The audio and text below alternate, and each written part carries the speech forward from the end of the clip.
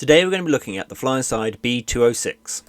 This module has been available in the marketplace for quite some time and has been in my hangar since before I started this channel. However, I recently came back to it and thought it deserved a little airtime, so to speak. If you like this video and aren't put off by the occasional dad joke, then please click that subscribe button and say hi in the comments. The FlyInside B206 is available from both the marketplace and direct from FlyInside's website.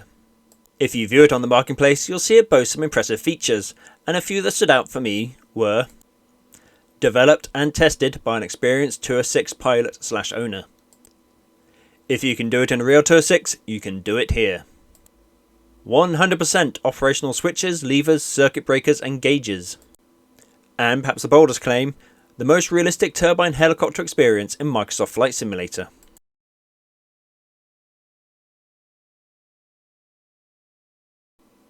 At time of recording, there are 58 liveries available, so there's bound to be at least one or two that you like.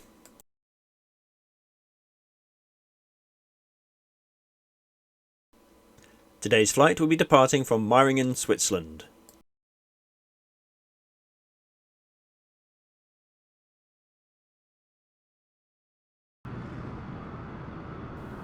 The liveries are pretty sharp. You really have to get right up close before you start to see any kind of anti-aliasing. Like many third-party aircraft, all the doors open and close, and these do have a rather satisfying thunk sound. And there's also a cargo hatch. But not only can you open the doors, you can also open all the service panels, inside which you'll see 3D scans of all the magical bits and bobs that make the helicopter fly. And if we go around the front, we can see the battery too. None of these really do anything, but it's interesting to see, and while the textures aren't the same quality as the rest of the aircraft, it does mean you can practice carrying out a proper pre-flight walkaround. The marketplace listing mentioned mechanical animations, and here you can actually see the swash plate move as you move the cyclic. If you don't know what a swash plate is, it's a thing that controls the pitch of the individual blades as they spin around, allowing you to control the helicopter. The rotors change pitch as the collective is raised and lowered, and the tail rotor changes pitch when I move the pedals.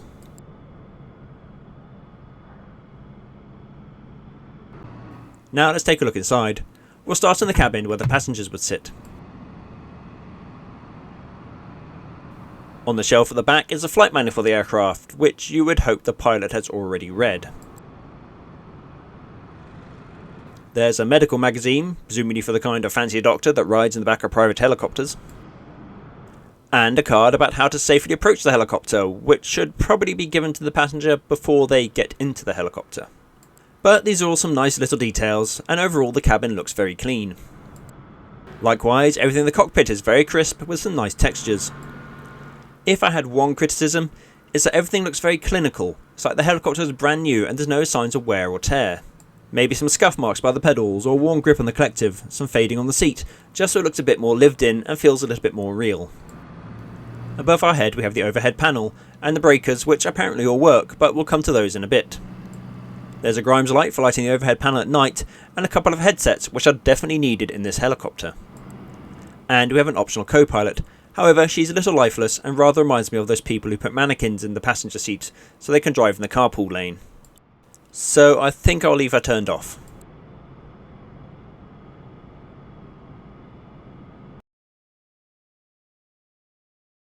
Now the very first thing you want to do before starting this helicopter is to put their headset on, because this puppy is loud. Next we come to the breaker panel. FlyInside tell us that all these are operational. They do all seem to pop in and out, but I haven't checked that they actually operate the systems that they're supposed to. However, given the attention to detail so far, I'm prepared to take their word for it. Now we need to turn on the strobe, because we're about to start swinging big bits of metal around. We also need to push in the breakers labelled INST and aft and forward fuel boost, or the helicopter won't start. Now we can turn on the master battery, and immediately you'll hear the RPM warning alarm. You can cancel this by pressing the silence alarm button on the main console. The hotspot for this button is quite small though, making it difficult to click quickly with a mouse. Ideally, I'd like it to be a little bit bigger. You should be able to hear the fuel boost pumps running. Now another of the features of this helicopter is the realistic startup and shutdown procedure.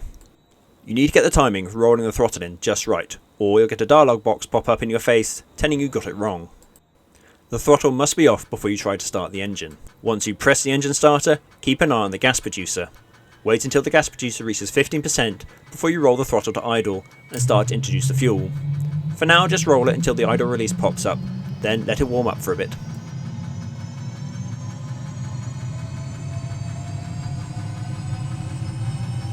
While it warms up, you can switch on your gyros and lights.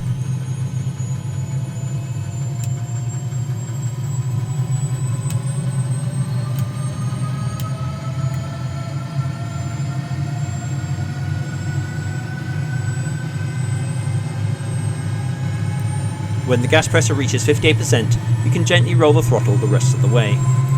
Wait for the RPM to stabilise in the green, then turn on the generator. One of the things I really like is that the key bindings of the throttle actually work. So many helicopters in MSFS require you to use the mouse to set the throttle, apparently due to a limitation from a SOBO. Well, it works here.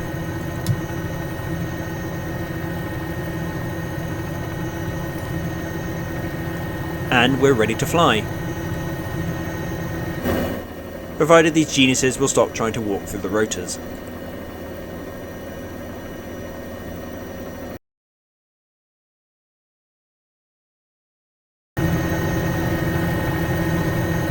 Now let's talk about flight model.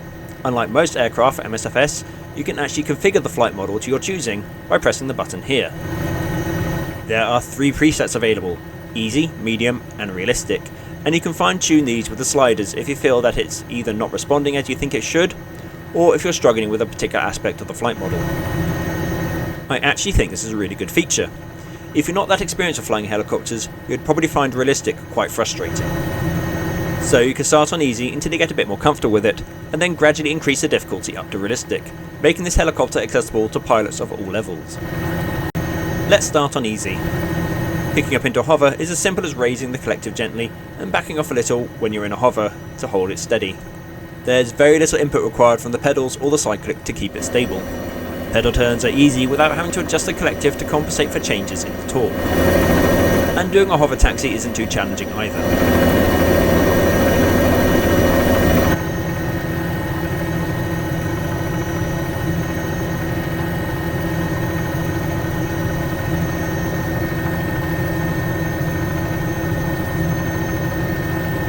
The downside of having the stability turned up so high is that you're limited to very gentle turns, which is probably a good thing if you're just learning, but did bring me closer to these trees than I would have liked. Transitioning to flight is nice and simple too.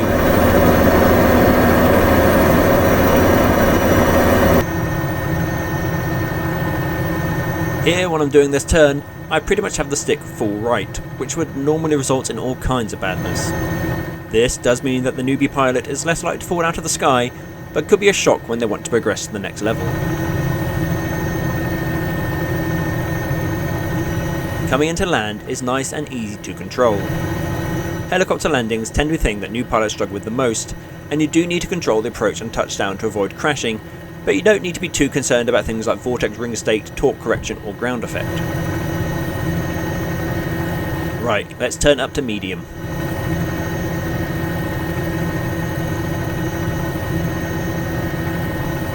Now when I raise the collective, you see the nose is pulling to the right, so we need to introduce some left pedal to keep it straight. You can also see as I get light on my skids that the helicopter is starting to creep forwards, so we need a little aft stick too.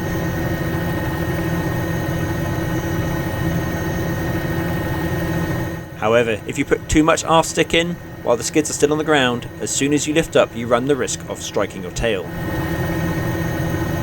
My advice here would be to only spend as much time in the lighting the skid stage as you need to find approximately the right control position and then lift off and make corrections.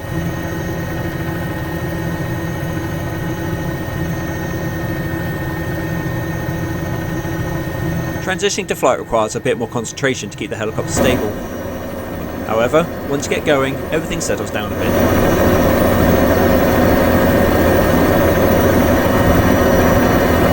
Turning is much more responsive, but still feels quite stable.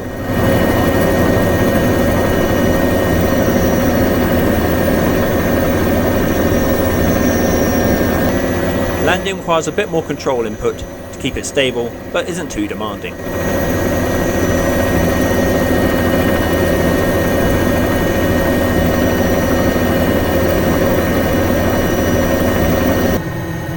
Okay, it's time to throw out the training wheels and try out what FlyInside describe as the most realistic turbine helicopter experience in Microsoft Flight Simulator. Now, just to be clear, I'm not a real helicopter pilot, so the only comparison I can make is to other flight sim helicopters in MSFS and DCS, for which I have a total flight time of around 1,000 hours, as well as what I know from reading manuals and other related literature. The first time I flew this helicopter, I went straight for realistic, and the instant it left the ground, it tried to throw me into a hangar. I was able to avoid the collision by banking away and raising the collective, but it wasn't what you'd call a graceful or particularly controlled takeoff. Your control inputs need to be very small and confident. You must be confident. This thing can smell fear. Holding it in a hover in realistic is very challenging, but possible. When transitioning to flight, pitch forward gently and keep an eye on your attitude. Your forward pitch will increase gradually as you pick up speed, so you'll need to be ready to balance it out and add more collective if needed. If you start to wobble, it's easy to overcorrect and make things worse. When you try to correct an instability, you need to learn to counter the correction before it's completed. What that means is if you're wobbling from side to side, move the cyclic in the opposite direction, but start to move it back again before the helicopter is stabilised. You need to be able to match the rhythm of the motion.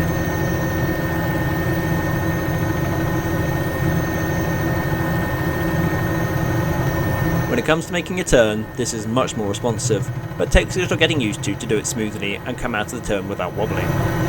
But that blade slapping noise is just fantastic. Now, I've mentioned vortex ring state a few times, and this isn't something you see modelled very often, at least not very well. For the uninitiated, vortex ring state, or VRS, is something that happens when you descend too quickly at low airspeed or in a hover. Essentially, you drop into your own wash. This causes the rotors to re-ingest the air that is already moving downwards, resulting in a vortex forming around the rotors, which has the effect of neutralising your lift. The result is the helicopter dropping like a stone, and is one of the biggest causes of accidents for rotorcraft. If you keep your descent rate below 300 feet per minute, you should be okay, but if you do find yourself in VRS, you can escape it if you act quite quickly, like so.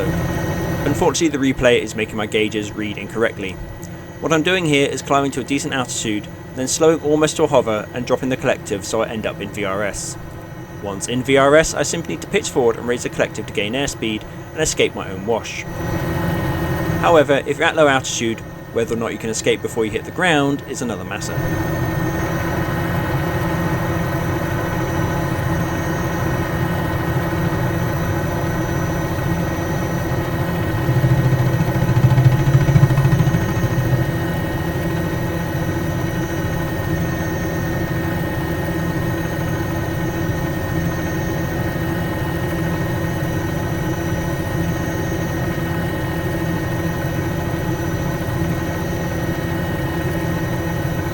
Now let's bring it into land. Landing with a realistic flight model is a whole new challenge. As you descend, your torque will decrease slightly, so you may find you need to add a little right pedal to keep it straight. As you slow your descent and transition to a hover, you'll need to raise the collective again and increase torque, so you'll need to add a little left pedal. As you get close to the ground, you'll experience ground effect, which will reflect your wash back up to create a cushion of air, which if you're not careful can push you off to one side. There's a lot to think about. Not my best landing, but makes a fairly good illustration of just how much more challenging this flight model setting is.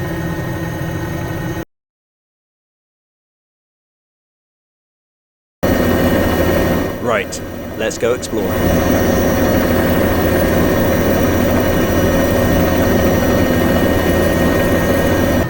The place I want to go is on the other side of this mountain range, and I'm starting off quite low, so I need to do a pretty steep climb to get over it.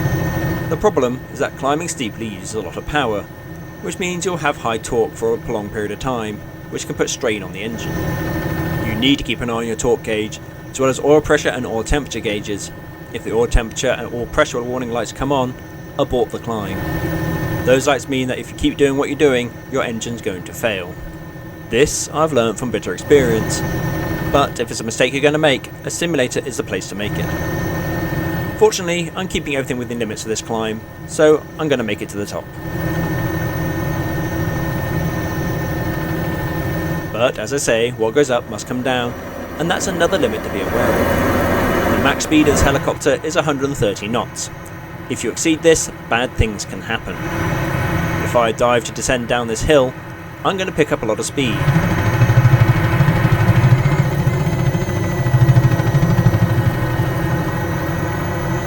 was not one of my attempts at aerobatics, that was a helicopter overspeeding. Let's see how that looked from outside.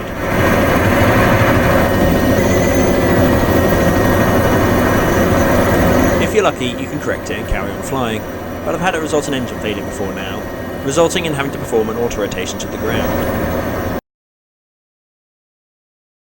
Did somebody say autorotation?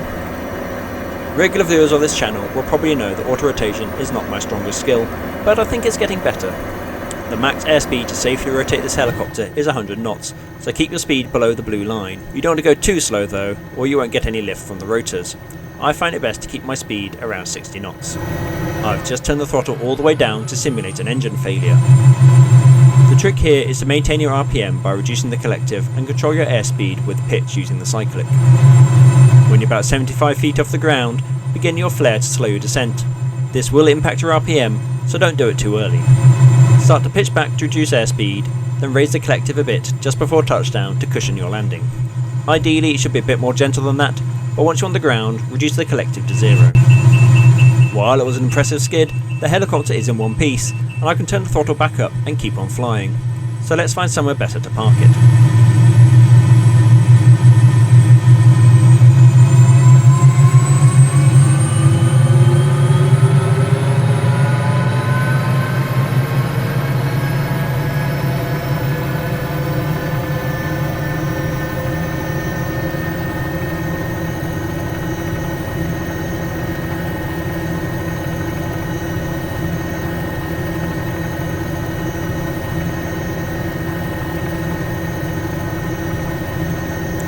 So the question is, do I think the FlyInside B206 lives up to its claims?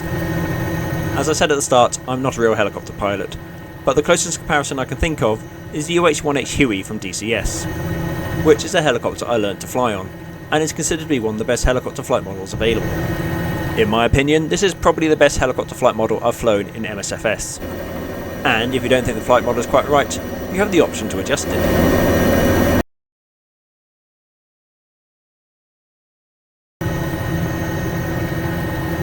Alright, it's time to shut down.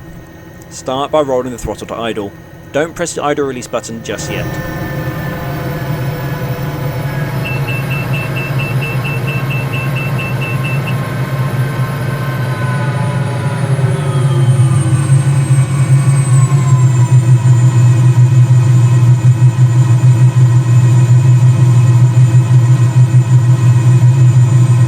Should wait 2 minutes to let everything cool down before shutting off the engine to avoid wear and tear. But I think we're well past that at this point after the flight we just had. Press the idle release to close the throttle.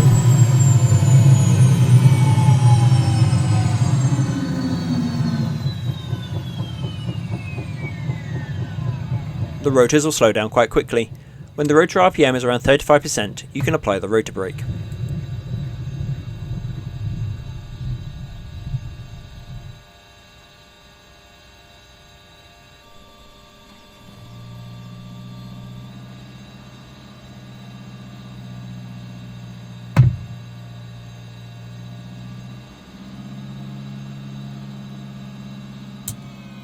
Switch off any remaining electrical systems and the master battery to complete the shutdown.